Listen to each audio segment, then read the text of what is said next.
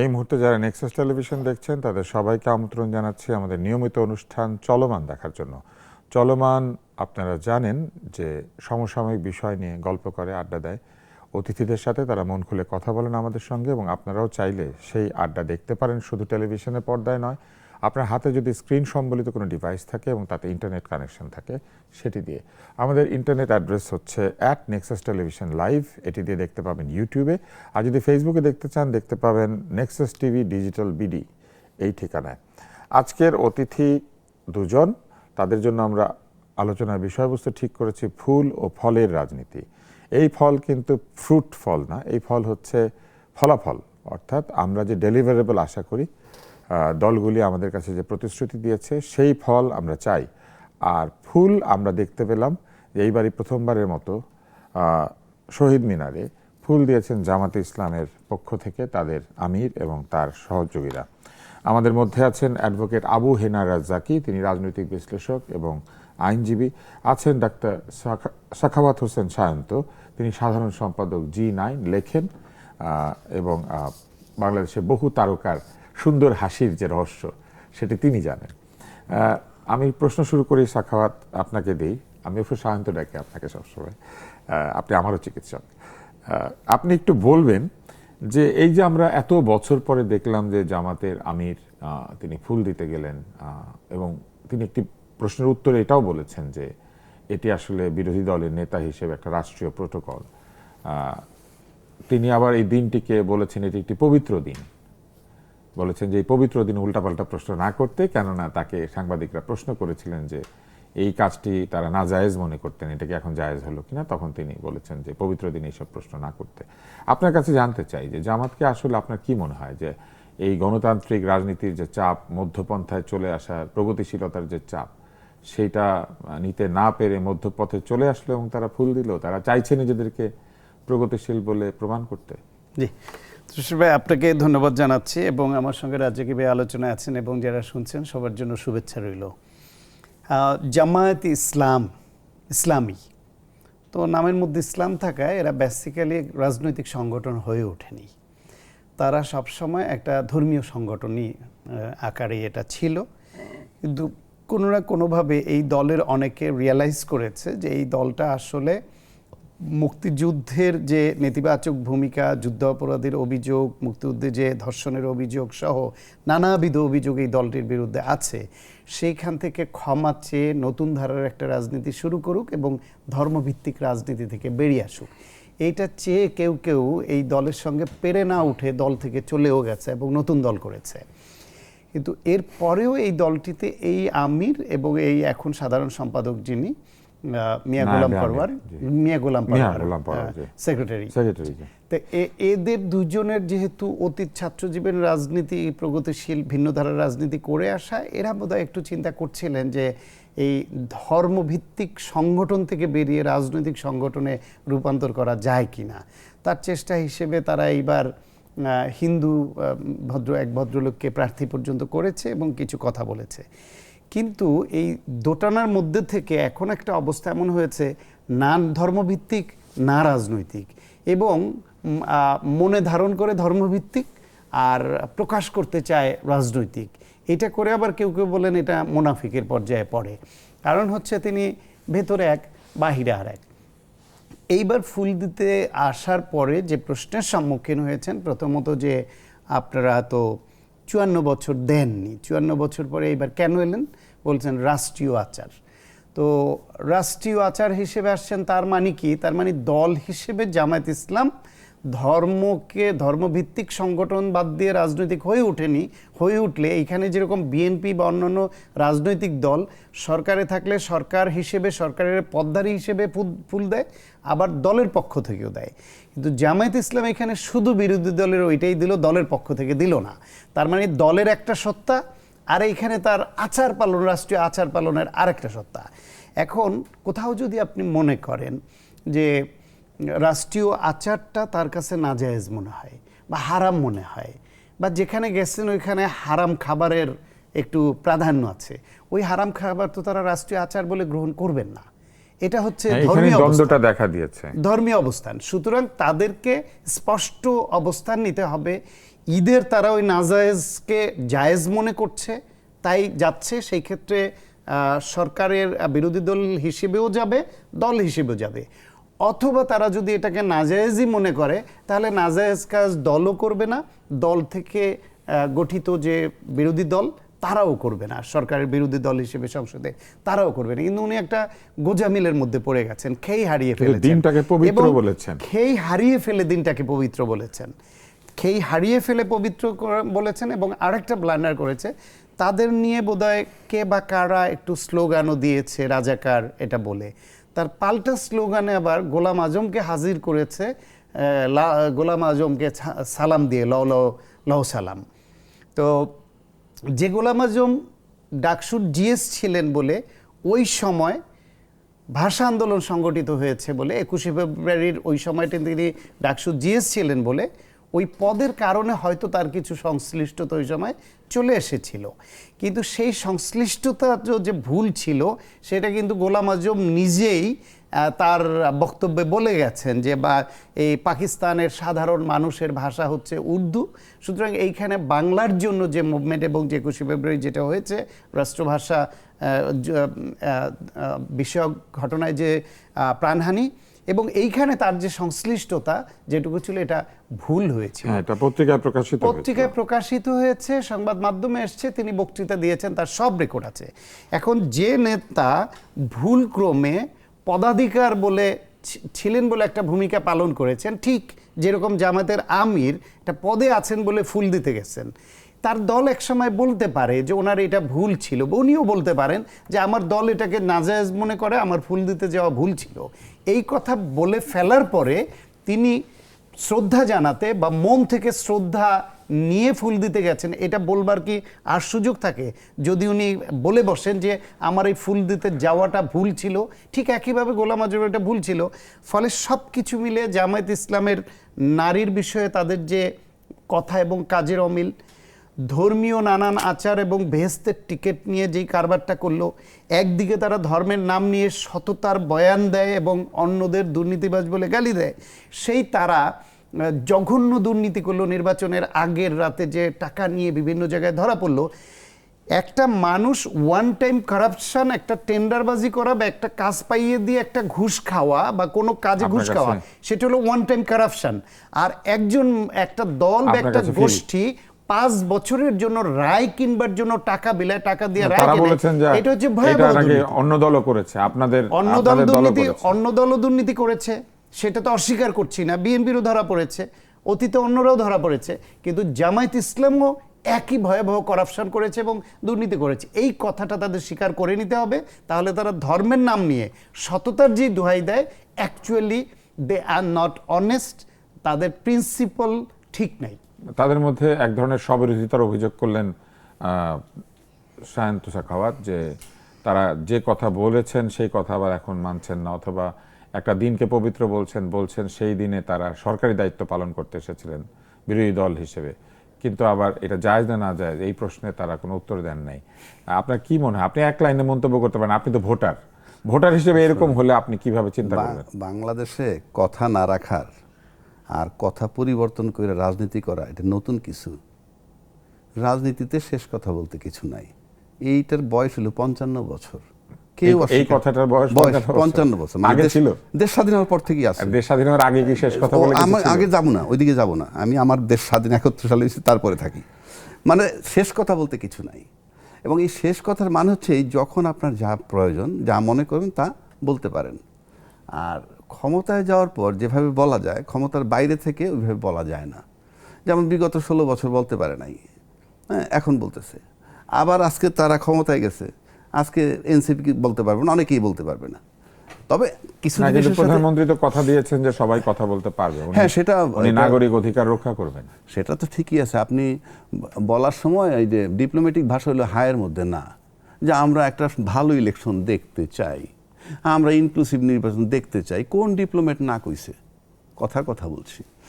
আসলে কোনটা চায় সেইটা জানে যারা নির্বাচন করে ক্ষমতা আসবে তারা, আর যারা কথা বলে সে কারণে। তবে কতগুলো জিনিসের সাথে আমার দ্বিমত আছে, দ্বিমত না, আমি একমত হইতেছি তার সাথে। যেমন ধরেন আপনি ধর্মীয় বিষয়ে যে রাজনীতি, কারণ আপনি ধর্মীয় রাজনীতি এই দেশের লোক মানে তারা যেভাবে উপস্থাপন করতেছে সেভাবে চায় না।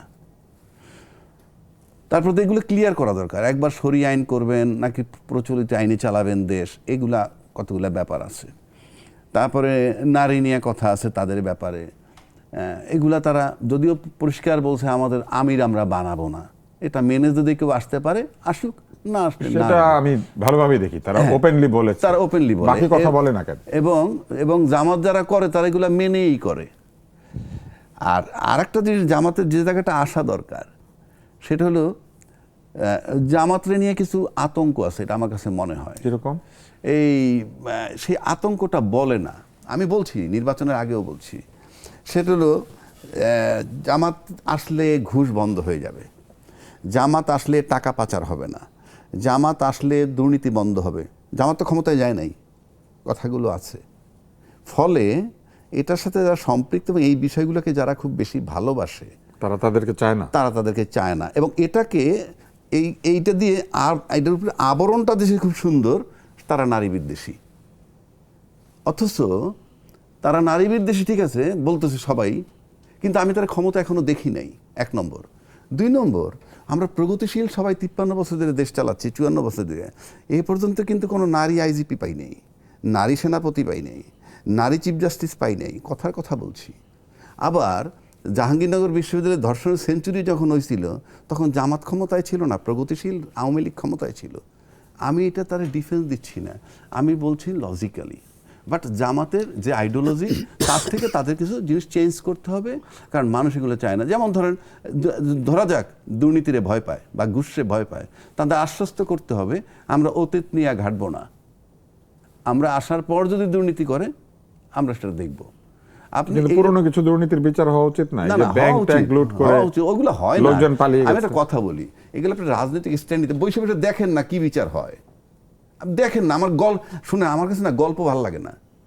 আপনি বলবেন যে আমরা অতীতে, সেটাই তো লোকে ভাবে যে জামাত ইসলাম আসলে হবে। না, কিন্তু যারা আমরা যে টাইম টু টাইম আসছে দেখেন না কি হয়। আপনি দেখেন তো ইসলামী ব্যাংক তসরুপ হয়েছে বিচার হয় কিনা, জনতা ব্যাংক তসরুপ হয়েছে বিচার হয় কিনা, কিছুই হবে না। ওই জন্য আমি বলতেছি এই রাজনীতিতে ওই যে শেষ কথা বলতে কিছু নাই। আর এরা মনে করে, জামাত মনে করে যে আমাদের এই জায়গাটায় থাকতে হবে, এই ধর্ম নিয়ে থাকতে হবে, বাট ধর্মীয় রাজনীতিটা এখানে চলবে না। আরেকটা কথা বারবার আসে যে 71-এর যে অপকর্ম, সেটার জন্য তাদের ক্ষমা চাইতে হবে, এটা তাদের ক্লিয়ার করা উচিত। কারণ ক্লিয়ার করা উচিত এই, নাম্বার 1 তুমি অপরাধ করছো কিনা, ক্ষমা চাইছো কিনা। নাম্বার 2 আমরা কিন্তু এই আমাদের লাইফ টাইমেই দেখছি যুদ্ধ অপরাধীদের বিচারও হয়েছে। তো যুদ্ধ অপরাধীদের বিচার যদি হয়ে থাকে তাইলে সেটা ইনকমপ্লিট ছিল না কমপ্লিট ছিল, এই প্রশ্নগুলো আসে। সুতরাং বিচার হয়ে থাকলে আর কথা আসে কেন? আর তোমরা যদি মনে করো ক্ষমা চাইয়া রাজনীতি সুস্থ করবা চাওয়া উচিত, তাই আমি মনে করি তাতে তোমার লাভ হয়। তুমি যদি রাজনীতিটার ভিতরে সম্পৃক্ত হইতে পারো সর্বস্তরে, তাহলে সেগুলো তাদের করা উচিত, কিংবা তাদের ভালো করে রিভিউ করা উচিত, চিন্তা করা উচিত। সাখাওয়াত হোসেন সায়ন্ত, আমরা অন্য একটি প্রশ্নে যাই। সেটি হচ্ছে যে একটি সমালোচনা শুরু হয়েছে যে মাননীয় প্রধানমন্ত্রী শহীদ মিনারে গিয়েছিলেন এবং তিনি মুনাজাত করেছেন। এটা নিয়ে কিছু লোক ফেসবুকে কথাবার্তা বলা শুরু করেছে যে কেন তিনি করলেন, এতে করে তিনি একটি ধর্মের দিকে চলে গেলেন। কেউ বলছে যে এটা হয় না, এটা একটা সেকুলার এরিয়া, এরকম নানান কিছু। কিন্তু আবার এটাও আছে যে এরকম মোনাজাত আগে হয়েছে এবং মোনাজাত তো যে কেউ যে কোনোখানে করতে পারে, মোনাজাত করতে তো কোনো বাধা নাই কোথাও, এবং তাতে করে কোনো কিছুর ক্ষতি হয় না। আপনি একটু ব্যাখ্যা করবেন কেন এই হঠাৎ এই আক্রমণের শুরু হলো? বিএনপি তাদের তরফ থেকে তাদের পলিটিক্যাল আইডিওলজি পজিশনটাকে সবসময় বলে যে তাদের অবস্থান হচ্ছে ডানের বামে, বামের ডানে, অর্থাৎ মধ্যপন্থা রাজনীতি তারা উপস্থাপন করে। তারা কোনো দিকে এক্সট্রিমিজমের দিকে যেতে চায় না, এটা তাদের পলিসিতে নাই। এই দলটা একই সঙ্গে ওয়াজ মাহফিল, সিরাত সম্মেলন এইসবে অংশগ্রহণ করে, ধর্মকর্ম করে, কনসার্টেও যায়, একই সঙ্গে আবার পহেলা বৈশাখের কালচারে নিজেরা সম্পৃক্ত হয়, নিজেরা করে, কনসার্টে যায়, নাচ গান করে। না, কোনো কিছুতে তাদের মানে এক্সট্রিমলি এইটা করা যাবে না। বা বিএনপি কিন্তু এটা করা যাবে না, এইরকম পর্যায়ে না থেকে মধ্যপন্থা অবলম্বন করে দুই দিকের গ্রহণযোগ্য অংশটুকু তারা গ্রহণ করে। এখন বিএনপি মনে করে ফুল দিয়ে শ্রদ্ধা জানানো নাজায়েজ, এটা দলগতভাবে বিএনপি মনে করে না। সেই হিসেবে সবসময় ফুল দিয়ে আসছে। পাশাপাশি তারা ইসলামী মূল্যবোধে বিশ্বাসী, একটা মডারেট মুসলিম সেন্টিমেন্ট ধারণ করে। সেই বিবেচনায় ওই ফুল দিয়ে শ্রদ্ধা জানানোর পজিশনটাকে অক্ষুণ্ণ রেখে যদি তারা যারা শহীদ হয়েছেন তাদের রুহের মাগফিরাত কামনা করে দোয়া করতে চান, সেটাই দলের নিজস্ব পজিশন, বা কোনো প্রধানমন্ত্রী নিজে তার ব্যক্তিগত পজিশন, সরকারের পজিশন, যে কোনো কিছু হতে পারে। এবং এটা যারা যখন রাষ্ট্র পরিচালনার দায়িত্বে থাকবেন, যারাই প্রোটোকলটা তৈরি করবেন যে কি করতে চান, তারা যেভাবে চান সেভাবে হবে। আজকে যারা এই মোনাজাত নিয়ে বেশি সমালোচনা যেটা করছে, তাদের ঘরানাটা দেখবেন মোস্টলি তারা আওয়ামী লীগ পন্থী বা একটু বাম ঘেঁষা বামপন্থী, এই ঘরানাটা। এই ঘরানাটা আবার সবাই আবার শেখ মুজিবুর রহমানকে আবার করে বেশিরভাগই, তাদের সবাই না বেশিরভাগই করে। আমি স্ট্যাটাস যা দেখেছি এদের অতীত দেখে 1953 সনে 52 সনে 21 ফেব্রুয়ারি তো আমাদের শহীদ হলো, 53 সনে শেখ মুজিবুর রহমান তখন দ্বিতীয় সারির নেতা। দ্বিতীয় সারির নেতা বলে ওই সময়কার একটা মোনাজাতের ছবি এখন সামনে আসছে আমাদের। এর আগে আমি দেখিনি, এই উপলক্ষে অন্তত ইতিহাস জানা হলো। সেখানে শেখ মুজিবুর রহমান দ্বিতীয় সারিতে দাঁড়িয়ে মোনাজাত ধরেছেন। আবার সেই শেখ মুজিবুর রহমান 1972 সনে এসে তখন বাংলাদেশের প্রথম সারির নেতা, উনি আবার প্রথম সারিতে দাঁড়িয়েও আবার মোনাজাত ধরেছেন। তাহলে যারা আজকে এই গালমন্দটা করেন, তারা কি তাদের ওই নেতাকে, যারা শেখ মুজিবুর রহমানকে ধারণ করেন, তাকেও নিন্দা করেছেন কোনোদিন বা করবেন এখন? সুতরাং এটা তার অবস্থান। তার সময় মনে হয়েছে যে ইসলামী মূল্যবোধ অনুসারে আমি ফুলও দেব, তাদের প্রতি শ্রদ্ধাও জানাবো, মিনার বানাবো, আবার আমি দোয়াও করব। ঠিক একইভাবে তারেক রহমান প্রধানমন্ত্রী হিসেবে তিনি যদি এটা মনে করেন, এটা তার অবস্থান। এতে কেউ পছন্দ করতে পারে, অপছন্দ করতে পারে। শেখ মুজিবুর রহমানের ওইটাও তৎকালীন বা আমরা সবাই যে পছন্দ করেছে তা তো না, কিন্তু এতে কোনো জাত চলে গেল, ওইটা কবরস্থান হয়ে গেল, সেই রকম বলে যে প্রচারণাটা চলছে, এটাও তো ঠিক। ওটা কবরস্থান হয় নাই, কিন্তু বড় বড় মানুষদের শেষ শ্রদ্ধা জানানোর স্থান হিসেবে সেখানেই তো আবার লাশ নিয়ে যাওয়ার একটা প্রতিদ্বন্দ্বিতা হয়। হ্যাঁ, সেটাও হয়।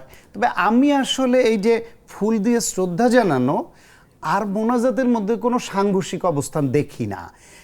ইসলাম ধর্ম লিবারাল, এইটাকে আমরা কট্টর পন্থায় ধারণ করাই। ফুল দেওয়ার সময় যেটা আল্লাহ তো মনের খবর জানে, আপনি এটা দ্বারা পূজা করছেন কিনা, কোনো বেদি হিসেবে এখানে সমর্পণ করছেন যে শিরক হয়ে যাচ্ছে কিনা, নাকি আপনি শুধু তাদেরকে শ্রদ্ধার উপকরণ হিসেবে, পবিত্র ফুল তো পবিত্রতারও একটা উপলক্ষ, সেই হিসেবে শ্রদ্ধা জানানোর জন্য উপলক্ষ হিসেবে আপনি ফুলকে ব্যবহার করছেন, দিচ্ছেন, এটা শুধু শ্রদ্ধা জানানোর জন্য, এটা পূজা না, এটা শিরক না। সে উদ্দেশ্য মনের খবর আল্লাহ জানে।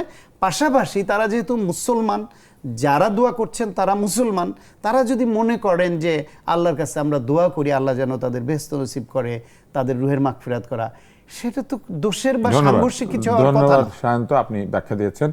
আমরা আসলে চাই যে আমরা এই প্রশ্নগুলি করতে পারবো এবং প্রশ্নগুলির জবাব আসবে।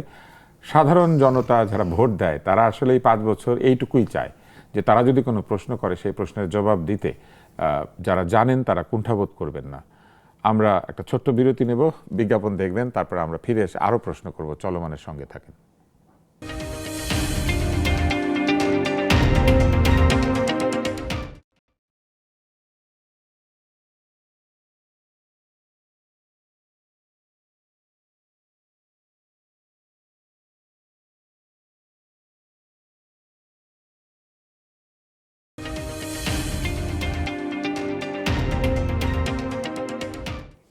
ফিরে এসেছি আবারও চলমানে, এবং আমাদের দুজন অতিথি আছেন, সায়ন্ত সাখাওয়াত এবং অ্যাডভোকেট আবু হেনা রাজ্জাকি। সায়ন্ত, আপনার কাছে আসতে চাই এবার অন্য একটি প্রসঙ্গে। আমরা দেখলাম যে বিএনপি শপথ নেয় নাই, দুটি শপথ ছিল। একটি হচ্ছে সংবিধান সংস্কার পরিষদ, আরেকটি হচ্ছে জাতীয় সংসদ। তারা জাতীয় সংসদের শপথ নিয়েছেন সবাই, কিন্তু সংবিধান সংস্কার পরিষদে নেন নাই। সঙ্গে একজন স্বতন্ত্র রবিন ফারহানাও নেন নাই। এবং বিএনপি এটা ব্যাখ্যা করেছে এখানে কি সাংবিধানিক জটিলতা আছে, সেটা নিরসন করার পরে তারা চিন্তা করবেন শপথ কিভাবে হবে, অথবা যদি দরকার না থাকে তাহলে তারা তখন চিন্তা করবেন। আপনি একটু বলতে পারেন কি যে এটা কেন? কারণ তানিয়া আমির বলেছেন আবার যে শপথ নিলেও সেটা ভ্যালিড হবে না, দুইটি শপথ নেওয়া যায় না, এবং তিনি আবার টাইনি ব্যাখ্যা দিয়েছেন কেন দুইটা শপথ নেওয়া যায় না, এবং তিনি বলেছেন যে দুইটি শপথ নেওয়ার ফলে জামাতে ইসলাম এবং অন্য যারা দুইটি শপথ নিয়েছেন তাদের সংসদ সদস্যপদ খারিজ হয়ে গিয়েছে, তাদেরকে হয় আবার শপথ নিতে হবে অথবা তারা আসলে একটার মানে শেষ শপথটাই কাউন্ট হবে, এরকম বলেছেন। এখানে বিএনপির পক্ষ থেকে বর্তমানে স্বরাষ্ট্রমন্ত্রী সালাউদ্দিন আহমেদ, বিএনপির স্ট্যান্ডিং কমিটির মেম্বার, তিনি প্রথম বিষয়টা সংবাদ মাধ্যমের কাছে ক্লিয়ার করেন যে তারা যে নির্বাচনটা করেছেন, জনগণ যে তাদের ভোট দিয়েছে, তাদেরকে ভোট দিয়েছে এমপি হিসেবে, এমপি প্রার্থী হিসেবে, তাদেরকে নির্বাচিত করেছে মেম্বার অফ পার্লামেন্ট। সুতরাং জনগণ তাদেরকে যেটা হিসেবে নির্বাচিত করেছে তারা ওইটা শপথ নিবে, ওইটা শপথ নিয়ে তারা সংসদে যাবে। সংসদে যাওয়ার পরে গণভোটের পরে এটার ভিত্তিতে যে আপনার যেটা সংস্কার পরিষদ যেটা গঠন করা হবে, এটা সংসদে অনুমোদন করবে, আলোচনা হবে, এটা অনুমোদন হবে, তারপরে সংসদ অনুমোদন দেওয়ার পরে এরপরে তারা শপথ পড়বেন প্রয়োজনে। তারা বলে দেন নাই যে আমরা শপথ পড়ব না, বলছে এইটা এখন সাংবিধানিক ভিত্তি পেতে হবে আগে, সাংবিধানিক ভিত্তি পাওয়ার আগে গণভোট হলেই সাংবিধানিক ভিত্তি হয় না। কিংবা ওই গণভোটেও বলে দেয় নাই যে এরা করবে, দুইটা শপথ পড়বে। জনগণ দুই শপথের রায়ও কিন্তু দেয় নাই, গণভোটের মধ্যে শপথের কথাটা উল্লেখ নাই। সুতরাং তারা খুব লজিক্যালি আইনসম্মতভাবে এটা বলেছে, কিন্তু এটাকে নাকচ করে দেয় নাই যে আমরা শপথ পড়ব না।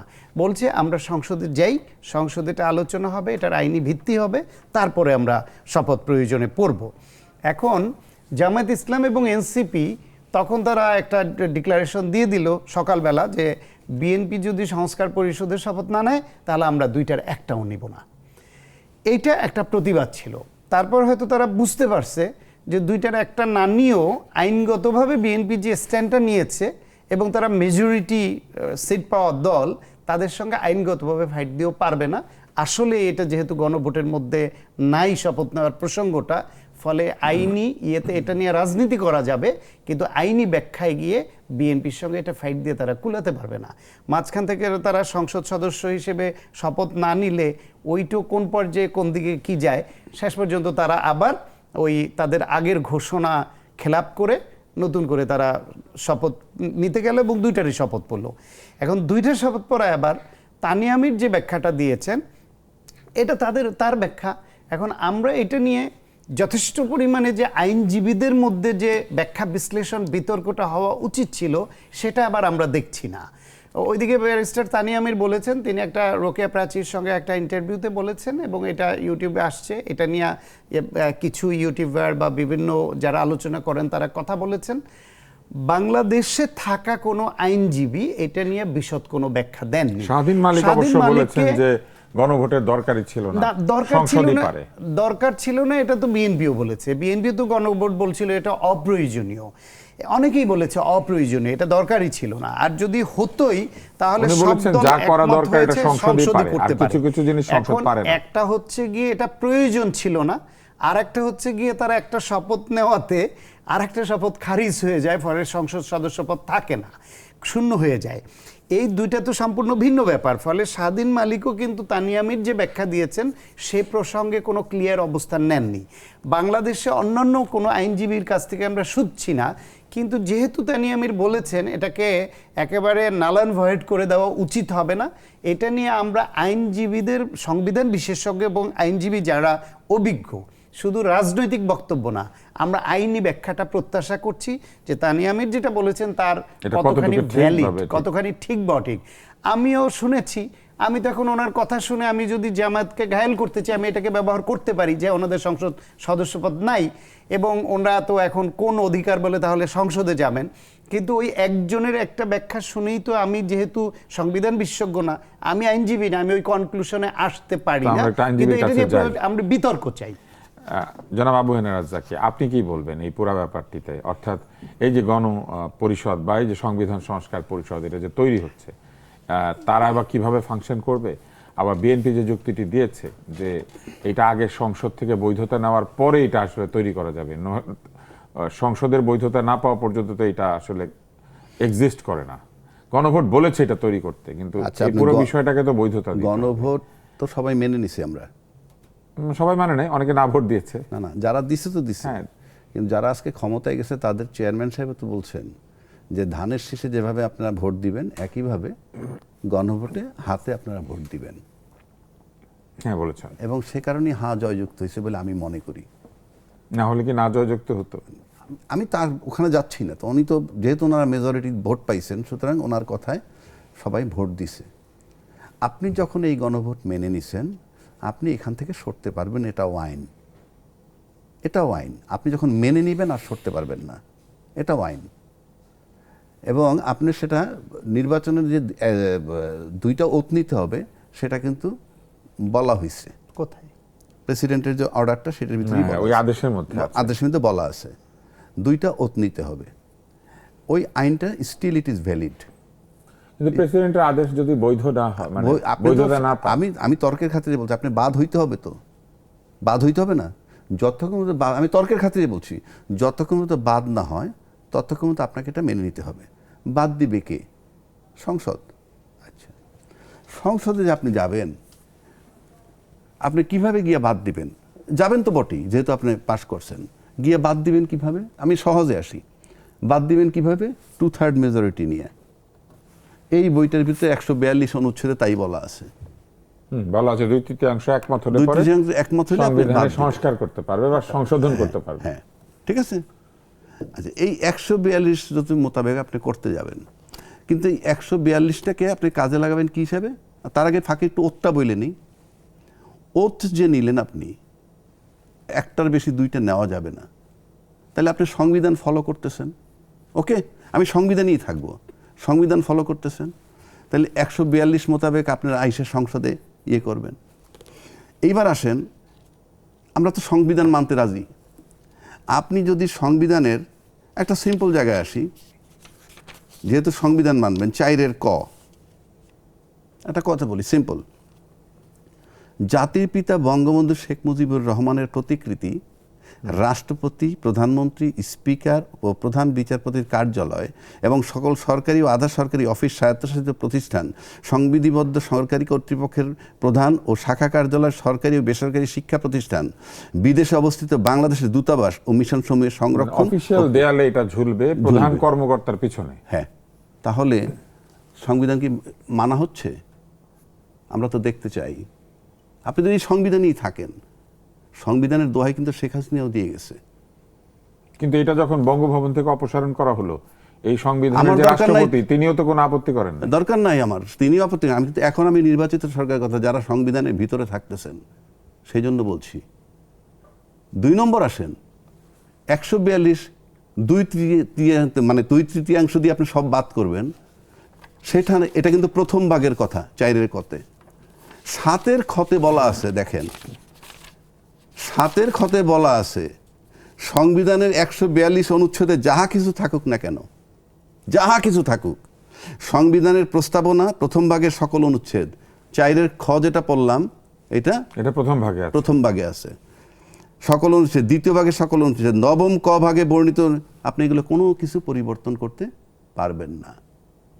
যদি করেন তাহলে আপনি রাষ্ট্রদ্রোহিতে শামিল হবেন। 7 কতে বলা, 7 সংবিধানের কিছু কিছু অংশ অপরিবর্তনীয়, একদম একবার লেখা হয়ে গেছে, এটা বদলানো আমি যাবে না। সেজন্য বলছি, আপনাদের সংবিধান বলতেছেন, জোর করে করতে পারবেন, ইল্লিগালি করতে পারবেন, এই সংবিধান মেনে করতে পারবেন না। আমি চ্যালেঞ্জ ছুড়ে দিলাম, এই সংবিধানটাকে মেনে আপনি করতে পারবেন না। পার্লামেন্টে ঢুকলাম, চালাইলাম, চললাম, সেটা ভিন্ন কথা। বাট যেহেতু আপনারা সবসময় সংবিধানের কথা বলতেছেন, সে কারণে আমি বলতেছি। সেজন্য এখনও রাস্তা আছে। এই যে তানিয়া মির রেফারেন্স দিল, বলছেন ভালো কথা, ওনার ব্যাখ্যা উনি দিতে পারেন, কিন্তু কোথায় লেখা আছে যে দ্বিতীয় আর একটা শপথ নিলে প্রথমটা বাদ? এটাও তো এখানে লেখা থাকতে হবে। আপনি যখন সংবিধানের দোহাই দেন, তাহলে তো লেখা থাকতে হবে। কিন্তু যে শপথের কথা সংবিধানে নাই, সেটা নিতে পারবেন কিভাবে? তাহলে তো কোথায়? অগ্রাহ্য করতে হবে। ওই যে আইনটা আছে, প্রেসিডেন্টের আদেশ, আপনি সেখানে নেবেন। সেই প্রেসিডেন্টের আদেশে তো এই সংবিধানের যে আপনি ধারা বললেন তার বিপরীতে যায়। হ্যাঁ, সব দিকে আছে। কারণ ওইখানে তো উনি যেসব পরিবর্তনের কথা বলেছেন সেগুলো তো উনি করতে পারেন না। পারেন না, কিন্তু সেটা তো আপনি বাতিল করতে হবে। বাতিল করতে গেলে তো সংসদে যাবেন, বাতিল করতে হবে। তো বাতিল না করা পর্যন্ত তো আইন প্লাস আইনের সিম্পল, আপনি গণভোট মেনে নিছেন, আপনি জনগণের প্রতিশ্রুতি দিচ্ছেন। মানে এখানে একটি না, মহা জটিলতা, সব মারাত্মক জটিলতা। আমি বললাম তো, আমি যাক না পার্লামেন্টে, আমি বললাম হ্যাঁ, আইনিভাবে আপনি পারবেন না, আপনি বেআইনিভাবে পারবেন, গেলাম, চালাইলাম, চললাম, ওকে, সিদ্ধান্ত হয়ে গেল, সেটা ভিন্ন কথা। আমি আইনের প্রসঙ্গে বলছি, বঙ্গবন্ধুর ছবি ঝুলতে হবে, এর মানে এই না আমার বঙ্গবন্ধুর প্রতি আমি প্রেম দেখাচ্ছি, আমি সংবিধান দেখাচ্ছি। আমার প্রেম তো আমার আলাদা, কিন্তু আমি সংবিধান দেখাচ্ছি। আমরা তো এই যতক্ষণ মধ্যে এইটা বাতিল না হবে ততক্ষণ মধ্যে এই ছবি ঝুলতে হবে। কিন্তু বাতিল তো আপনি করতে পারছেন না, পারছি না, কারণ যাহাই থাকুক না কেন 142। ইয়েস, আপনার কঠিন জটিলতা। আমরা এখন যদি আমরা না দেখি ছবিটা, তাহলে তো আমরা ভায়োলেশন অফ কনস্টিটিউশন হচ্ছে। তা আপনি যদি আইন ভেঙে, আইন না মেনে আপনি পার্লামেন্টে যাবেন, আইন না মেনে আপনি চালান শুরু করবেন, তাহলে ঘটনা কি ঘটবে, তার পরিণতি কি হতে পারে? আপনি এখানে কি আপনি আইন বানাবেন? আপনি তো কি আইন বানাবেন? পার্লামেন্টের কাজ কিন্তু মেইনলি আইন। যদিও আমরা ব্যবসা বাণিজ্য করি, সেটা ভিন্ন কথা, হ্যাঁ, ওটা ভিন্ন কথা। 53 বছর যাবৎ সমস্ত এমপিরা বাংলাদেশের এই এমপির দায়িত্ব লঙ্ঘন করে, সংবিধান লঙ্ঘন করে আসতেছে। কিভাবে? ওই যে তারা আইন প্রণয়নের বাইরে যায়, ওই যে ব্যাখ্যা দেয়, এটা করা যাবে না, তাদেরকে দায়িত্ব দিয়ে দেওয়া হয়, তারা তো এটা না না না না, এটা ট্রেডিশন আপনি বানায় নিছেন। আপনি you are not paying honour to law, আপনি তো বানাবেন আইন। আপনি দেখেন তো এলাকায় যখন নির্বাচনটা হয়েছে তখন প্রার্থীরা গিয়ে কি জিজ্ঞেস করছে, সাংবাদিকরাও, যে আপনি এলাকার কি কি উন্নয়ন করবেন। হ্যাঁ, কিন্তু একবারও জিজ্ঞেস করে নাই আপনি কোন কোন আইনের ঘাটতি দেখেন, কোন বিষয়ে একটা আইন বানানো দরকার, এটা বলে না ওনারা। এটা বাণিজ্য, সোজা হিসাবে হলো বাণিজ্য। আমি তো বললাম, আমি তো আজকে বললাম যে বঙ্গবন্ধুর ছবি সব জায়গায় ঝুলতে হবে in accordance with the constitution. আমরা আবার ফিরে আসবো আপনার কাছে। আজকে বেশ একটি সাংবিধানিক তর্কে আমরা পৌঁছে গিয়েছি। এই পর্যায়ে একটি বিরতি নিচ্ছে, বিরতির পর ফিরে আসবো চলমানে। আপনারা দেখবেন বিজ্ঞাপন। তবে এই সাংবিধানিক যে বিতর্ক অবতারণা করা হয়েছে এইটি সম্পর্কে আরও জানতে চাইলে অবশ্যই ফিরে আসবেন নেক্সাস টেলিভিশনে।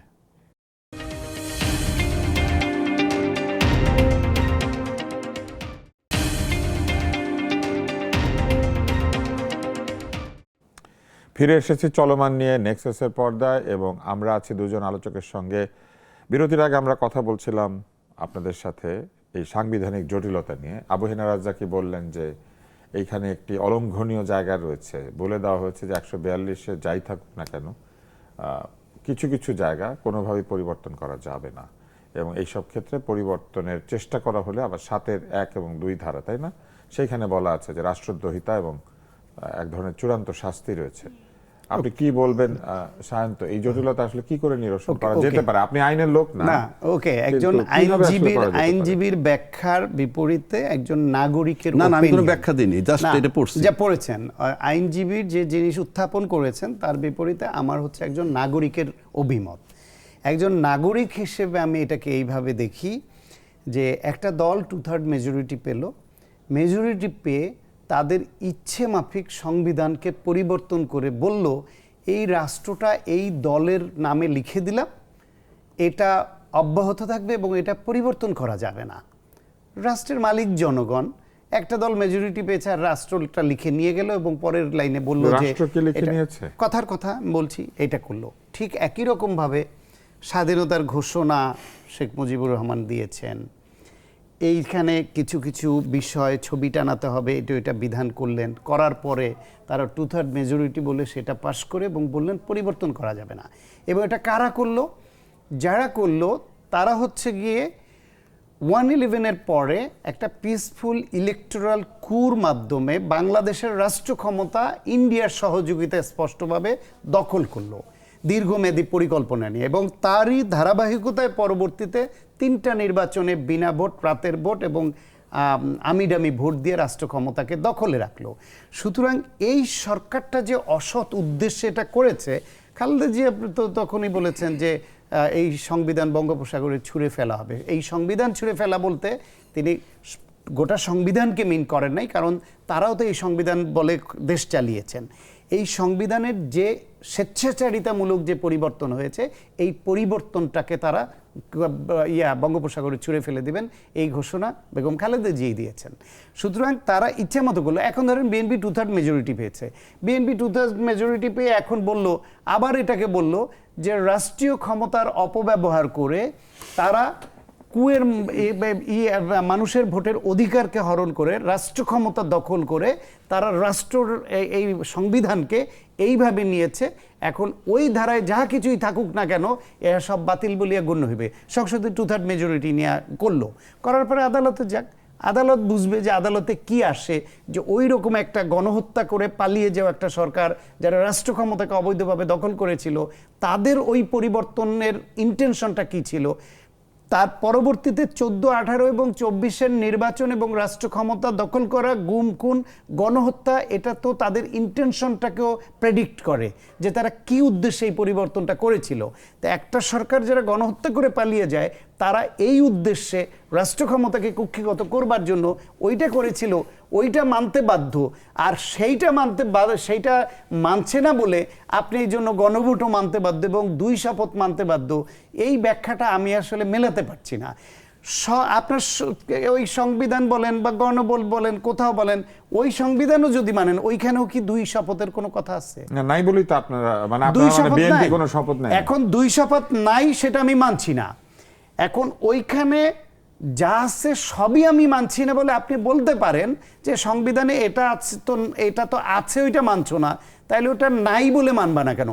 আছে তার মানে একই কোনোটা সংবিধানের একটা অংশ আপনারা মানছেন, আরেকটা অংশ মানছেন না। না। না, সেটা না। আমি বলছি যে সংবিধানে যে আছে তার যেই অংশটা বিশেষ উদ্দেশ্যে রাষ্ট্র ব্যবস্থাকে ভিন্ন দিকে প্রবাহিত করবার জন্য ইন্টেনশনালি ব্যাড ইন্টেনশন নিয়ে করেছে বলে আমি ওই অংশটা মানছি না। আর যেটা আমি রাষ্ট্রের পক্ষে সেটা মানছি। এইটা কিন্তু একটা সংবিধান কি এরকম মানা না মানার সুযোগ আছে? এইটা একটা ব্যাখ্যা। কিন্তু এটার সঙ্গে কি তুলনাযোগ্য যে যার সংবিধানেই নাই সেটা নিয়ে আপনি বলবেন যে যেহেতু থাকা এইটা মানছো না তুমি, তাহলে নাই ওইটা মানবা না কেন? আপনি বলতে পারেন যে এইটা আছে, তুমি এটা মানছো না কেন, সেই প্রশ্ন আপনি করেন। কিন্তু এটা দিয়ে কি এইটা জাস্টিফাইড হয় যে সংবিধানে এইটা আছে, এটার এই ধারাটা তুমি মানছো না, তাহলে ওইটা মানবা না কেন? এইভাবে যদি কেউ বলে যে যা নাই সেটাও আপনারা মানছেন না, যা আছে সেটাও আপনারা মানছেন না, না, যা নাই ওইটা মানার তো প্রশ্নই আসছে না। তাহলে যেটা সংবিধানে নাই, আপনি ভাই হাদিসে কোরআনে এটা আছে, তার সবটুকু আমি মানছি কিনা এইটা একটা প্রশ্ন। কিন্তু হাদিস কোরআনের মধ্যে অস্তিত্বই নাই, সেটা আপনি ধর্ম বলে চাপিয়ে দিতে পারবেন? আপনি প্রথমে ধর্ম বলে ওইটাকে স্ট্যান্ডার্ড ধরেন যে এইটা আছে, এটুকু আপনি মানলেন না কেন? এই জায়গাটাই থাকি। চাইদের কত যেটা বলা হয়েছে, যতক্ষণ পর্যন্ত এটা সংশোধন না হয়, 2/3 মেজরিটি দিয়ে যেমনি খুশি এমনি সরাইয়ে ফেলবে বলতেছে, ফাইন, বলতে সরাইতে পারলে তো ভালো। যতক্ষণ না সরায় ততক্ষণ তো সংবিধান মানতে হবে। ততক্ষণ চাইরের ক্ষমতাবে জাতির জনক বঙ্গবন্ধুর যে আইন ইটা আছে, ছবিটা সমস্ত অফিসে, সমস্ত দূতাবাসে, সরকারি, আধা সরকারি, বেসরকারি সমস্ত অফিসে ঝুলতে হবে। আমি আপনাকে আরেকটা প্রশ্ন করি, আমি আরেকটা প্রশ্ন আপনাকে করি, আমি আপনাকে আরেকটু বেশি দিব। আমি আপনাকে একটা প্রশ্ন করি, সেটা হচ্ছে এই যে আপনি বললেন যে জাতির জনকের প্রতিকৃতি তুলতে হবে, এটা সংবিধানে আছে। হ্যাঁ, কিন্তু একটা মজার ব্যাপার হলো, যিনি এখন মহামান্য রাষ্ট্রপতি, উনি তার নিজের ছবি সরিয়ে ফেলাতে অনেক দুঃখ প্রকাশ করেছিলেন, কিন্তু সংবিধান মানা হয় নাই, সেটা নিয়ে দুঃখ প্রকাশ করেন নাই। কিন্তু করেন নাই সেটা তার ব্যাপার। কিন্তু আমি বলছি, আমি তো সংবিধানের কথা ভাই সবাই বলতেছে, আমি সেজন্য বললাম। এবং এই 2/3 মেজরিটি আপনি পেয়েছেন বলেই সাথে সাথে গণভোট কিংবা জুলাই চেতনা বলতে কিছু নাই, এমন কথাও বলা হয়েছে, জুলাই যোদ্ধা বলতে কিছু নাই, কথাগুলো তো বলা হয়েছে। 2/3 মেজরিটি পেয়েছে বলে বলতেছে, এবং 2/3 মেজরিটি এটা বানাইছে। তার মানে হচ্ছে এই যে যখন আসবে 2/3 মেজরিটি নিয়ে, সে তখন তার মতো করে আলটিমেটলি কি হবে সেটা কিন্তু সিমটমটা এখনই আমরা দেখতে পাচ্ছি। তার মানে আপনি বলতে চাইছেন 2/3 মেজরিটি নিয়ে আসলে যে যা খুশি সেটা করবে, সেটাই হবে। এবার আপনার ওই আধা মিনিট, 1 মিনিট। আমি নিজের কাছে দুঃখিত যে আমি বোধহয় বোঝাতে পারিনি। আমি বলছি রাজ্জাকি ভাই যেটা বলছে যে শেখ মুজিবুর রহমানের বা জাতির পিতার ছবি নাই কেন, এটা নাই কেন, এটা সংবিধান আছে, মানছে না কেন, আপনি এই কোশ্চেন রেজ করতে পারেন। আওয়ামী লীগ, আমি বলছি শেষ করতে দেন, আওয়ামী লীগ এই কোশ্চেন রেজ করছে। এই প্রশ্ন তো অনেকদিন ধরে আওয়ামী লীগ কিছু করে, না, আওয়ামী লীগ পন্থী যারা, তারা তো এই কোশ্চেন করছে যে এই সরকার, অন্তর্বর্তীকালীন সরকার সংবিধান মানেনি, এই সরকার সংবিধান মানছে না, এই প্রশ্ন করছে। এখন নতুন নির্বাচিত, এখন এই নতুন নির্বাচিত সরকারের বেলা আওয়ামী লীগ যেই প্রশ্নটা তুলছে, রাজ্জাকি ভাই বা রাজ্জাকির ভাইরাও, রাজ্জাকি ভাইয়ের ভাইরাও এই প্রশ্ন তুলতে পারেন। আমি সংবিধান আমি রাজ্জাকি ভাইয়ের একটু পক্ষই না, উনি তো সংবিধানের বাইরে কিছু বলেন না। আমার কথাটা শেষ করতে দেন যে রাজ্জাকি ভাই বা রাজ্জাকি ভাইয়ের ভাইরা আওয়ামী লীগের সঙ্গে সুর মিলিয়ে এই প্রশ্ন তুলতেই পারেন। আমি শেষ করতে দিচ্ছে না লাইনটা, এই প্রশ্নটা তুলতে পারেন যে ছবি টানানোর কথা আছে, তোমরা মানছো না কেন, এইটা কথা। কিন্তু তার মানে এই নয় আপনি কাউকে বলতে পারেন সংবিধানে যেটা নাই সেটা মানছো না কেন। সেটা তো বলা হচ্ছে না, এখন তো সংবিধানে আছে কিন্তু এই মানছে মুহূর্তে না, সংবিধানের এই কথা প্রশ্ন বলা তোলেন। হচ্ছে। এই প্রশ্ন আওয়ামী লীগ তুলছে, আপনি তুলছেন, আপনি আওয়ামী লীগ, আরো আপনি অনেকে সংবিধান তুলছে, তোলেন আপনারা, কিন্তু সংবিধানের যেটা কথা- নাই দয়া করে সংবিধান তো সেটা আপনারা মানতে বলছেন। বলবেন যেটা না। নাই সেটা তুলবেন যেটা না। নাই হ্যাঁ, সেটা মানতে বলবেন না। আচ্ছা ঠিক আছে, কিন্তু যেটা আছে আছে, সেটা তো প্রশ্ন সেই তোলা প্রশ্ন যাবে। করেন, করলাম তো, করেন, করে রাখলাম। করেছেন, আওয়ামী লীগ করেছে, আপনি করছেন, আপনার বাইরেও করুন। আপনি আওয়ামী লীগ করেছে বলার দরকার নেই, কেন সংবিধান বলবো না, কেন সংবিধান এইখানে আবার অ্যালার্জি, সংবিধান তো চাইছে এটা বলা যাবে না। সংবিধান কিন্তু ব্যক্তিগত অ্যালার্জি No. বা ব্যক্তিগত No. Yes. রাগ অনুরাগ থেকে তো আপনি কিছু বলবেন না। যারা রাগ সংসদ অনুরাগ সদস্য, তো আপনি না, মানে যারা সংসদ সদস্য, তো তারা তাহলে ব্যক্তিগত রাগ অনুরাগ থেকে সিদ্ধান্ত নিচ্ছে, সংবিধান থেকে নিচ্ছে না? না, সংবিধানের একটা অংশ অ্যালার্জি মানছে থেকে না, সিদ্ধান্ত নিচ্ছে। সংবিধানের একটা অংশ মানছে না যে বিরোধী দল হিসেবে জামাত ইসলামকে ওই প্রশ্ন তুলুক যে সংবিধানে এই ছবি টানানোর কথা তোমরা টানাচ্ছ না কেন, দেখি তোলে কিনা। কিন্তু জামাত ইসলাম না তুললে কি সেটা মানে না, irrelevant হয়ে যাবে? নাগরিক হিসেবে তো আওয়ামী লীগের পক্ষের অসংখ্য নাগরিক এই প্রশ্ন তুলছে অলরেডি। সংবিধানের তার পক্ষে। সঙ্গে যোগ হইলেন, সংবিধানের আরো পক্ষে। রাজ্জাকি ভাই তার সঙ্গে যোগ No, হইলেন, no, আরো সংবিধানের 10 জন, 20 পক্ষে। জন, 10,000 যোগ আপনারা হোক। সংবিধানের এটা কথাই নিয়ে তো আমার বলছেন। আপত্তি নাই। আচ্ছা, আমি আমরা- বলছি সংবিধানে যা আছে মানা হচ্ছে না সেটা নিয়ে প্রশ্ন তোলেন, তাই তো কিন্তু তুললাম। দয়া করে সংবিধানে নাই এমন কিছু মানছে না বলে বলবেন না যে এটা কেন মানছে আমরা না। জনাব রাজ্যকে আরেকটা জায়গাতে আসি, সেটা হচ্ছে যে এই যে আমরা দেখতে পাচ্ছি যে একটা ভাষার পরিবর্তন নিয়ে তর্ক শুরু হয়েছে। বিশ্ববিদ্যালয়ের কিছু শিক্ষক, ভাষাবিদ তারা বলছেন যে বাংলা ভাষায় বিপ্লবের কারণে নতুন কিছু শব্দ এসেছে, যে শব্দগুলি মূলত বাংলা ভাষায় আমরা এর আগে ব্যবহার করতাম না। ভাষার একটা রাজনীতি তারা আবিষ্কার করেছেন। তারা বলতে চাইছেন যে রাজনৈতিক কারণে ভাষায় পরিবর্তন আনার চেষ্টা হচ্ছে। আপনার কি মনে হয় যে এই কথার মধ্যে কোনো শুনুন, আমি একটা সত্যতা কথা আছে? বলি, আমরা এমন একটা জায়গায় আছি, ধরেন যারা ধর্মীয় রাজনীতি যেমন করে, ধরেন ফয়সালা, হ্যাঁ, এটা মীমাংসা ওই কি জানি বলতাম আমরা। ফয়সালা, ইনসাফ, হ্যাঁ, হ্যাঁ। ইনকিলাব, হ্যাঁ, এটা বলতে গিয়ে আবার আমাদের সদ্য প্রাক্তন প্রেস সচিব বলেছেন সিলিং পং, এটাও একটা সুন্দর বাংলা যাই হোক, শব্দ। আমি হ্যাঁ, এটা বলতেছি উনি শুনেন, লিখেছেন, আমরা- আবার ওটা ইংলিশে লিখেছেন। আমরা বিষয়টা কি সিলিং পং একটি সুন্দর আমরা বাংলা কেমনে শব্দ। দেখি আপনি বিষয়টা? শুধু সি বললেন, আসলে না, সি বললেন না। শুনেন না, শব্দটা আপনার বলা কাছে আমি যাচ্ছে না। আসবো, আচ্ছা, আমি কারণ আপনি বলি। একজন লেখক, কবি। না, সে আমার চেয়ে ভালো বলতে পারবে, হ্যাঁ, যেহেতু আমি সে আপনার কাছে লেখালেখি আসবো। করে, সাহিত্য। হ্যাঁ, সে আমি কবি, আমি আমার মতো চমৎকার করে কবিতা বলি, লেখেন। আমরা হলাম এমন একটা জায়গায় আছে, ধরেন আমি ইসলামী রাজনীতি করি, তাহলে আমি কট্টর ইত্যাদি ইত্যাদি। কিন্তু আমি যদি ভাবলাম যে আমি একটু প্রোগ্রেসিভ হব, আমি বারে গিয়ে অ্যালকোহল খাচ্ছি, সুবাহান আল্লাহ হুজুরে, দিস ইজ আওয়ার ক্যারেক্টার। মানে আপনি প্রগতিশীল হইতে যাবেন, সেখানে আপনার সমস্যা। আপনি এই ধর্মের রাজনীতি করবেন, সেখানে আপনার সমস্যা। অর্থাৎ যখন শব্দে কি আসে যায়, আপনার জন্মেই আজম মোকাম। রাখেন। দেখেন, আপনি নজরুল ইসলাম একটা কবিতা লিখছে, নীল সিয়াসমান লালে লাল দুনিয়া আম্মা লাল তেরি খুনকে, এটা কত পদের ভাষা আছে, আছে অনেক এবং সুন্দর সেই ভাষা। ভাষা নিয়ে মানুষ কি বলে, কিন্তু এটা নজরুল ব্যবহার করতে পারতেন, না, আমরা না। তো ব্যক্তিগত জীবনে এই ভাষা ব্যবহার করি না। সেটাই বলতেছি। আমরা তো বলি না লাল তেরা লাল। না, কি আছে? বলতেছি এটার মানে কি, এটার মানে হচ্ছে ওইটা ব্যবহার করার জন্য যে মেধা দক্ষতা দরকার সেটাও থাকতে হবে।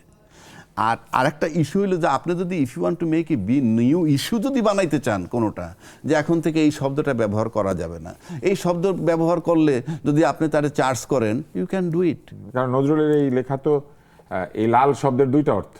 যাই হোক, এক লাল হচ্ছে তার আদরের দুলাল, হ্যাঁ ঠিক আছে, আরেক লাল হচ্ছে খুনের রং খুনের, লাল।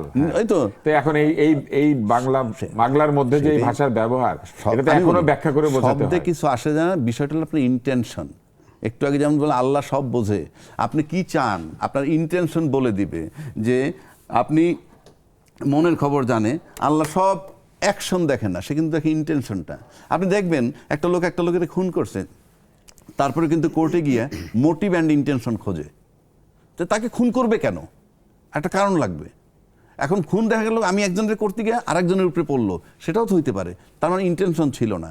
সে কারণে বলছি শব্দটার দিয়ে করে কি, শব্দটার গতি দিয়ে করে কি, কি তৈরি করে, দ্যাট ইজ ইম্পর্টেন্ট। এই শব্দ প্রয়োগ করে কি রাষ্ট্রদ্রোহী কিছু তৈরি করে, এই শব্দটি কি কাউকে উদ্বুদ্ধ করে নেগেটিভ ফর্মে, এগুলা দেখতে। এটা তো স্লোগান, আপনার স্লোগান তো নানান সময় হয়, এটা দেখতে হবে কি যে এটা করে কি। আর শুধু করে যে কি স্লোগান, অন্যান্য জায়গাতেও এই শব্দ নানান ব্যবহার জায়গা করা আছে। হচ্ছে। আমি বলছি যেমন আপনি- ধরেন আমরা সবসময় স্বাধীনতা বলেছি, হ্যাঁ। এখন যেহেতু স্বাধীনতা যুদ্ধ, এখন বলা হচ্ছে একটা স্বাধীনতা যুদ্ধ আর একটা আজাদির লড়াই, হ্যাঁ, দুইটা দুই রকম। না সেটাই ঠিক আছে, মানে কেউ বলে লিবারেশন ওয়ার, আবার না কেউ- না, এই 24-এরটা আজাদির লড়াই আর 71-এরটা স্বাধীনতা। বেশ ভালো কথা। এখন এই আজাদির যদি আপনি দোষ ধরেন, না, দোষ ধরি নাই। না না, বলতে আপনি এটা না, নিয়েই তর্কটা এই হচ্ছে। তর্কটা হচ্ছে এইটা। আপনি বিষয়টা সিম্পল, বা অন্যর ভাষা আন্দোলন হয়েছে না, তখন তো আমার দেশ স্বাধীন হয় নাই, তখন তো পাকিস্তানের মধ্যে বসেই আমি আমার রাষ্ট্রভাষা বাংলা চাইছি, এটা একটা আন্দোলন। তার ধারাবাহিকতা আমরা পাইলাম 71। তা সেখানে 71-এর পরে আমরা আবার পাইলাম কি, এই 71-এর পরে লাস্ট 16 বছর ধরে এমনভাবে দেশটাকে যারা দখল করলো, সেই দখলদারিত্ব সরানোর জন্য যে আন্দোলনটা কইরা সেটাকে একটা বিজয় বা আজাদ মনে করছে।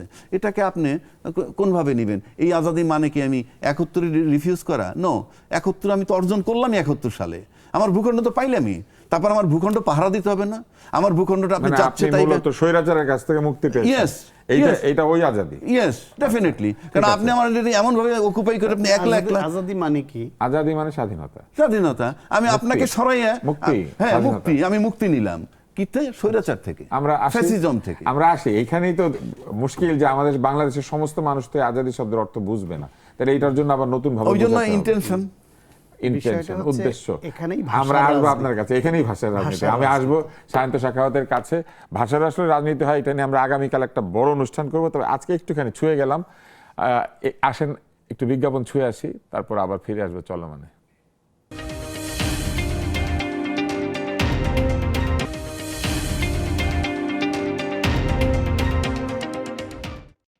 ফিরে এসেছি চলমানে। আমরা জানি না, হয়তো ভবিষ্যতে এরকম বলতে হতে পারে চল রাহা হ্যায়, হ্যাঁ ফিরে এলাম চল রাহা হ্যায় এই অনুষ্ঠানে। এখন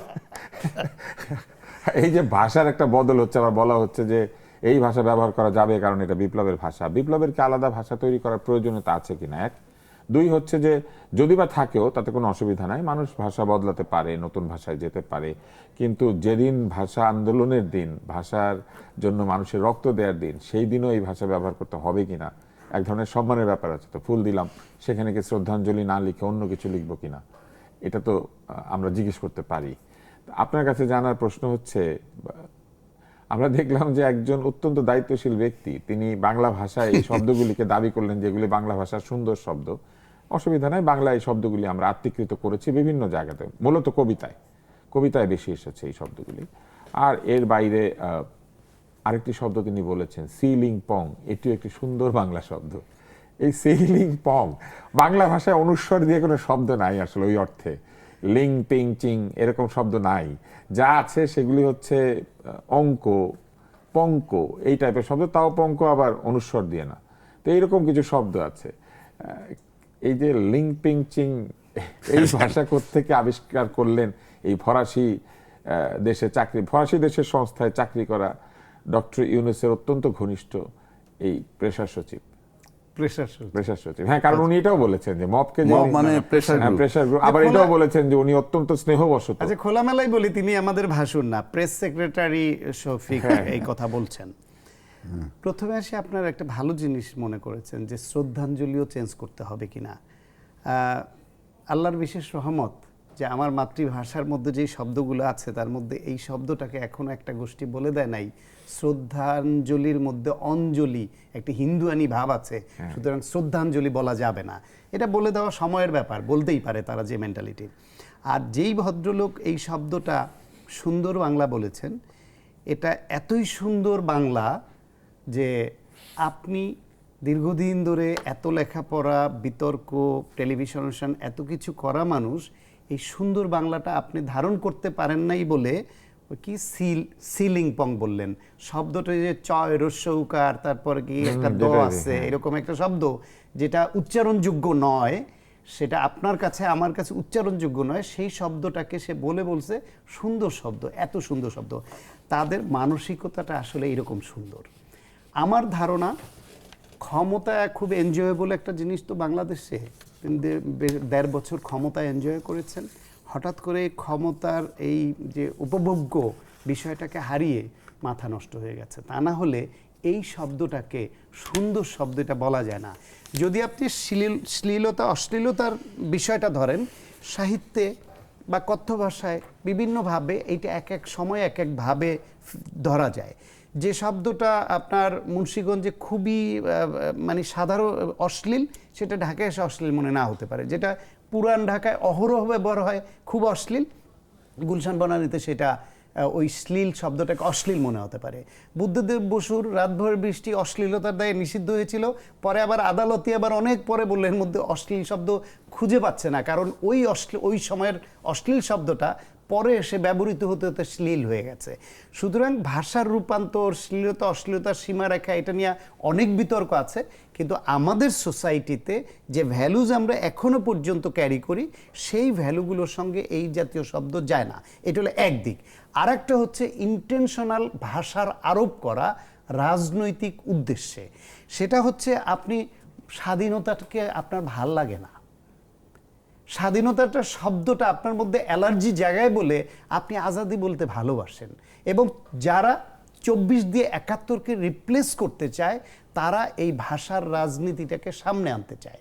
তারা যদি এটা ব্যবহার করে তাদের ফলোয়ারদের মধ্যে ছড়িয়ে দিয়ে করতে চায়, এটা আপনি আইন দ্বারা বন্ধও করতে পারবেন না। আপনার লোকাল ল্যাঙ্গুয়েজ একরকম হবে, এক এক অঞ্চলে একরকম বলবে, সাহিত্য একরকম হবে, কবিতায় একরকম হবে, কথ্য ভাষায় একরকম হবে। ফারুকী সাহেব নাটকে যে ভাষার প্রচলন করে ভাষাটার যে 12টা বাজিয়েছেন, এই সমালোচনা আছে। আবার বলছেন এই ভাষা দিয়ে তিনি নাটককে জনপ্রিয় করে মানুষকে বাংলাদেশের নাটকমুখী করেছেন, ওই ইন্ডিয়ান সিরিয়াল বাদ দিয়ে। সেটা নানান ব্যাখ্যা আছে। হুমায়ুন আহমেদের সাহিত্যের ভাষা একরকম, আখতারুজ্জামান ইলিয়াসের ভাষা একরকম। কেউ সাহিত্যটাকে কেউ ক্যাপসুল আকারে মুড়িয়ে দেন, যে আপনি খাওয়ার সময় আপনি ওটা টেস্টটা পাবেন না, খাওয়ার পরে ইফেক্ট একই আসবে। এটা হলো ক্যাপসুল মোড়ানো সাহিত্য, যেটার গভীরতা অনেক বেশি হবে, ইফেক্টিভ হবে। আবার কেউ কেউ আপনার এটাকে ট্যাবলেট সিরাপ ফর্মে দেয়। এখন এই আন্দোলনের পরে যেই শব্দগুলো এসছে, আন্দোলনের সময় তখন এটা স্লোগান আকারে এসছে, এবং যারা গণ অভ্যুত্থানের পক্ষের শক্তি অলমোস্ট সবাই এই শব্দটা, ইনকিলাব শব্দটা অ্যাটলিস্ট ব্যবহার করেছে, ইনকিলাব জিন্দাবাদ। কারণ এটা ছাত্ররা সামনে যারা ছিল স্লোগান তুলেছে, এবং এটা একটা আলাদা একটা দোতনা তৈরি করেছে, তখন আলাদা একটা জোশ এনেছে তখন। কিন্তু এটা পরবর্তী সময়ে এইটা দিয়ে যদি আমার কোনো প্রচলিত গ্রহণযোগ্য কোনো শব্দকে রিপ্লেস করার ইন্টেনশন যখন আমরা দেখি, প্রকাশ পায়, বা এটাকে বড় করে দেখানো হয়, তখন মনে হয় ঠিক যারা 24 দিয়ে 71কে ঢেকে দিতে চায়, তারা আমার বাংলা ভাষার যে অর্জিত শব্দগুলো, যেই শব্দগুলো আমার জীবনযাপনের সঙ্গে, আমার অস্তিত্বের সঙ্গে, আমার মুক্তিযুদ্ধের সঙ্গে, আমার স্বাধীনতার সঙ্গে, আমার প্রচলিত ভাষার সঙ্গে মিশে গেছে, সেইটাকে ঢেকে দেওয়ার একটা ইন্টেনশন হিসেবে নেয়, তখন এটা একটা ব্যাড ইন্টেনশন। সেটাকে আমরা প্রত্যাখ্যান করি, কিন্তু এটা আইন দিয়ে করা যায় না। আর সরকারের পদধারী মানে একজন মন্ত্রী এটা নিয়ে প্রশ্ন তুলেছেন, আমাদের উনি একই সাথে মুক্তিযোদ্ধাও, তিনি এই প্রশ্নটা তুলেছেন। এই প্রশ্নটা তুলে আবার এটাকে উস্কে দেওয়া হয়েছে। এগুলো আসলে এই বিতর্ক তোলা, প্রশ্ন তোলার মধ্যে না গিয়ে সরকারে তারা আছেন, ভাষার গবেষণা কি হবে, ভাষার গতিপথ কি হবে, সেটা সরকার একভাবে নির্ধারণ করে ভাষাকে এগিয়ে নিয়ে যাবে। সেটা এইভাবে সামাজিক সরকারের একটা ভাষার পলিসি থাকা উচিত। বাংলাদেশের মানুষ ভাষার পলিসি থাকতে হবে। কলকাতা কেন্দ্রিক ভাষা আমাদের উপর চাপিয়ে দেওয়ার চেষ্টা হয় অনেক সময়, আমরা সেটা মানব না। উর্দু আরবিকে নতুন করে চাপিয়ে দেওয়ার চেষ্টা, সেটাও আমরা মানব না। এটা সরকার, আমি বলছি নীতিমালায় আমরা আমাদের প্রয়োজন অনুযায়ী গ্রহণ করব। স্বকীয়তা রক্ষা করে আমাদের যে ভাষার স্বকীয়তা সেটা বজায় রেখে ভাষাকে গতিশীল করে গবেষণা এবং প্রয়োগের মাধ্যমে সামনে এগিয়ে নিয়ে যাব। সায়ন্ত একজন কবিও, সে চমৎকার বাংলায় কবিতা লেখে। ঠিক আছে, আবু হেনা রাজ্জাকি, আপনার কাছে আসি। যদিও আমাদের কোর্টের নির্দেশ আছে যে সর্বস্তরে বাংলা প্রচলন করতে হবে, কিন্তু আমরা দেখি যে কোর্ট এখনো বাংলায় রায় দেয় না। তো এটা একটা অবস্থা আমরা রয়েছি। ব্যক্তিগতভাবে আপনি আমার এই বিষয়টা, না আমি আপনাকে এটা নিয়ে জিজ্ঞেস করব না, কিন্তু এমন কি হতে পারে যে একটা সময় ওই যে আমরা শ্রদ্ধাঞ্জলিকে বলবো আদব কি তোহফা, না সেটা শুনেন, সেটা মানে অঞ্জলি হিন্দু আমি একটা সিম্পল কথা, তাহলে জোরপূর্বক কিছু শব্দ কেন আমি আপনাকে বলা হবে যে এটা নিতে হবে, কারণ এটা ভাষাগুলো বইলা যখন ওইটা বলে এটা প্রেসার গ্রুপ বা এই ধরনের কিছু, এইটা এইগুলা ভালো না। বাট আপনি যে কোনো ভাষা ব্যবহার করতে পারেন, কিন্তু আপনি ইন্টেনশনটা কি সুন্দরভাবে, আমরা ইংলিশ মিডিয়ামে পড়তেছে, আমাদের ছেলেপেলেরা বাইরে পড়তেছে, এবং ভাষায় কিছু আসে। তারা আবার এটা যুক্তিও দিচ্ছেন যে শহীদ বাংলা শব্দ না, মিনার বাংলা শব্দ না। আমি মনে করি এইগুলোতে কিছু আসে না, একাডেমি বাংলা শব্দ না, এগুলা দিচ্ছেন, কিন্তু আপনার গোলটা ব্যাকরণের নীতিও আবার কেউ কেউ পড়াতে শুরু করেছেন ফেসবুকে, এবং আমার কাছে মনে হয় অনেকগুলি পক্ষ তৈরি হয়েছে। এটা হলো আমরা অ্যাডভান্স হচ্ছি না। আমরা এই যে সমস্ত বিষয় নিয়ে আলাপ করি, আপনি বলেন তো সিনসিয়ারলি এটা কি আলাপ করতেছি। আমরা বোঝার চেষ্টা করছি। বাংলা একাডেমি আছে, ঠিক আছে, তোমরা সেখানে শব্দ টব্দ রেডি করো, সব ঠিক আছে, কিন্তু আমরা করতেছি কি, এইটা নিয়ে থাকবো। নাকি নতুন সরকার হয়েছে সামনের দিকে যাই, কি করব? সেটা আমার শান্ত এখন বলেছেন যে শব্দ- একটা ভাষার নীতি থাকতে হবে, ভাষা বাংলাদেশের নীতি মানুষ- থাকুক, এইটা নিয়ে তো এই যে টকশোতে আলাপ করলাম, এটা আলাপ করার আমার কাছে তো মনে হয় না, না। কিন্তু অবশ্যই আলাপ না, করা। জাতি আমি গঠনে একজন এগুলো উপস্থাপক, ভূমিকা রাখে। সেটা আমি ঠিক একজন আছে। উপস্থাপক। না, না, এখন সে- ধরেন এটা আপনি- আমি আপনি আমি হয়তো দ্বিমত করছি না। জনাব আবু হেনা আমি আজাদ না, সাহিত্য নিয়ে না, এটা ভাবেন আমারই না। আমি একটা বলছি প্রশ্ন। যে আমার যেটা থেকে এটা যেটা আমার আমার একটা প্রশ্ন। কালচারে ক্ষতি হয়, জাতি গঠনের যেটা আমার ভাষা একটা জনাব আবু হেনা আজাদ, এটা আমার সাংঘাতিক প্রশ্ন। ব্যাপার। আপনি বললেন তো এটা কেন করব, উপস্থাপক হিসেবে আমি চিন্তিত, কারণ না, না, আগামীকাল ঠিক- যদি আমাকে উপস্থাপনা করতে আমি তো আসলে বললামই, অনেকগুলি শব্দ আমি শিখে আসতে হয়, মানলাম যে তো। শব্দ আমি আসলে কোনদিন শিখি নাই। আমি আপনার কথা মানলাম। তাছাড়া যে প্রশ্ন ভাষা হচ্ছে যে আমরা রক্ত দিয়ে অর্জন করেছি, না, না, আমি ওই ভাষার স্বকীয়তা নষ্ট আমরা হতে দিতে পারি না। আমাদের ভাষা যাতে কোথাও বিকৃত না হয় সেই জায়গাটা আমাদের খেয়াল রাখতে হবে প্রতিটা শব্দে। আমি যেমন আমার ঘেরাও একটা বাংলা শব্দ না, এটা কিন্তু ইংরেজিতে আমাদের ডিকশনারিতে ঢুকেছে বাংলা একাডেমিতে। ঘেরাও আপনাদের ডিকশনারিতে পাবেন, ইংলিশ টু হ্যাঁ, বেঙ্গলি ভাষা ডিকশনারিতে তো পাবেন। প্রতিনিয়ত গতিশীল, এবং ভাষা ভাষাকে তৈরি গ্রহণ হয়। করবে। রবি ঠাকুর যেমন ভুবন ও ভ্রমিয়া কিন্তু শেষে যে শব্দগুলি- আমি এসেছি নতুন দেশে, এই ভ্রমিয়া মানে ভ্রমণ করিয়া। এখন যদি এটা ভুল ধরি, আপনি ভ্রমণ করিয়া বসায় সুরটা দেন তো, সুরই হবে না। ভুবন ভ্রমণ করিয়া শেষ হবেই না, ভুবন ভ্রমিয়া শেষে। মানে এটা কেন উদাহরণ দিলেন? ওটাকে বিকৃত না, করছেন? এটা না, না, না, বাংলা- বিকৃত করে নাই। ওটা তো বাংলাকে আপনি তৈরি বাংলা করছেন, পরিবর্তন করেছে। তৈরি করছেন প্রয়োজনে। আপনি এরকম বহু শব্দ তৈরি না, হয়েছে। সেটা শব্দের কিন্তু ওই রাজনৈতিক রূপান্তর আর প্রয়োজনে কি- আপনি রাজনৈতিক যে প্রয়োজনে শব্দ কি এটা আমরা এক না। ভাষা বদলাতে এক না তো পারি? আমি বলবো। স্বাধীনতার আজাদির যে আমি তো পার্থক্য, এক না। এই ভ্রমণ আমি বলতেছি তো। করিয়া আর ভ্রমিয়া না, না, ঠিক আছে এক তো, না। কিন্তু আমরা এটাকে যদি বারবার ওই জায়গাটায় যাই তাহলে আমার একটা বিরোধ তৈরি হয়। আপনার স্বাধীনতা তো আছেই, স্বাধীনতা দিবস, বিজয় দিবস, আপনি আজাদি নাম দিচ্ছেন, এতে কি ক্ষতি হয়ে যাবে? আপনি ইত্তেফাক পত্রিকা আছে না, ইনকিলাব পত্রিকা আছে না, কথার কথা বলছি আমি, আছে তো নাকি নাই? আওয়ামী লীগ আছে না? কাজে আমাদের এই যে তর্কগুলা আমার কাছে মনে হয় না যে খুব ভালো তর্ক, বরং আপনি দেখবেন আপনার শব্দটা কোথায় ব্যবহার করেন, কিন্তু হোয়াট ধরেন ইজ ইউর এমন ইন্টেনশন। হবে কি যে ধরেন আমার এই সেটাই, বিষয়ে- উদ্দেশ্যটা আমার এই গুরুত্বপূর্ণ। বিষয়ে একটু সন্দেহ আছে, এটা না বলে বললাম শব্দ- আমার এই বিষয়ে শাক হচ্ছে, আপনি বলতে পারেন। বলতে পারবো? আমার তো মনে হয় না এতে যে আপনি যদি মনে করেন, আমি ডিপেন্ড করে যে কেউ আপনি যদি আমাকে intent- বলে দেয় যে এখন থেকে এটাই বলবেন, এটাই ভাষা, আমি আমার কাছে খুব, যদি আপনি মনে করেন যেমন গন্ধ, গোলাপ ফুলের গন্ধ, গোলাপ ফুলের ঘ্রাণ, যখনই বলবেন গোলাপ ফুলের গন্ধ, it becomes a positive word. আর যখন বলেন টয়লেট থেকে এসে যে বিড়ালের পায়খানা করছে তার গন্ধ, এক না। গন্ধ দুইটাই কিন্তু শব্দ গন্ধ। না, আপনি কি এটা মনে করেন যে রাজনৈতিক কারণে ভাষা বদলানো যায়? হ্যাঁ, আপনার ডিপ্লোম্যাটিক ওয়ার্ড তো আপনি চেঞ্জ হবেই টাইম টু টাইম। আপনি কি বলতেছেন আপনি শব্দে বলে দিবে। আপনি হ্যান্ডশেক করতেছেন একটা লোকের সাথে, আমার আপনি হাতটা একটা সোজা ধরে রাখছেন, আমি চাপতেছি, আপনি ধরে রাখছেন, ইটস এ মেসেজ।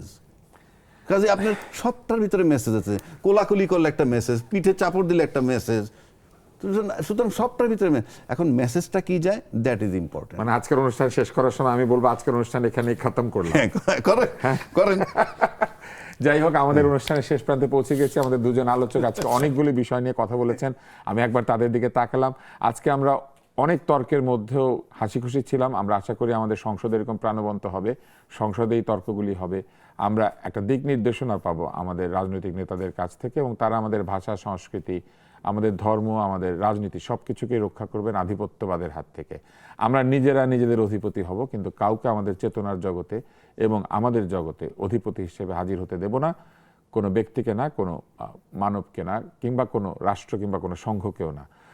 আর এটা তো আসলে চিন্তার কথা যে আজকে কি অনুষ্ঠানটা এখানেই শেষ করব নাকি এখানেই খতম হবে এই অনুষ্ঠান। কিন্তু আমি জানি যে এই অনুষ্ঠানটা চলবে, এটা চলমান, আগামীকাল আবার দেখা হবে, এবং আপাতত আমরা এই অনুষ্ঠান খতম করছি না। অনুষ্ঠান আজকের মতো এখানেই শেষ করছে, কিন্তু আগামীকাল আবার দেখা হওয়ার আশা রেখে আজকের মতো বিদায় নিচ্ছি।